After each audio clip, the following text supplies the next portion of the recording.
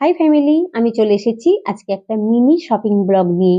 আমি আমার কিচেনের জন্য দুটো জিনিস কিনেছিলাম, সেই দুটো জিনিসই আজকে তোমাদের সঙ্গে শেয়ার করব। এটা হচ্ছে 3টে কন্টেনারের সেট। একটাতে রাখা যাবে আলু, একটাতে পেঁয়াজ আর একটাতে রসুন। আমি যখন এই কন্টেনারের ইমেজ দেখেছিলাম তখন মনে হয়েছিল কন্টেনারগুলো বেশ বড়, কিন্তু যখন হাতে পেলাম দেখলাম অতটাও বড় না। যেমন আলু রাখার কন্টেনারটাতে 2.5 কেজি আলু রাখা যায়, তবে কন্টেনারগুলো দেখতে খুব সুন্দর আর এর কোয়ালিটিও খুব ভালো। কিচেন টপের এক কোণাতে যদি এগুলো সাজিয়ে রেখে দেওয়া যায় তাহলে কিচেনের সৌন্দর্য অনেকটাই বেড়ে যায়। এগুলো এতটাই সুন্দর। আর এটা হচ্ছে একটা কাটলেরি হোল্ডার।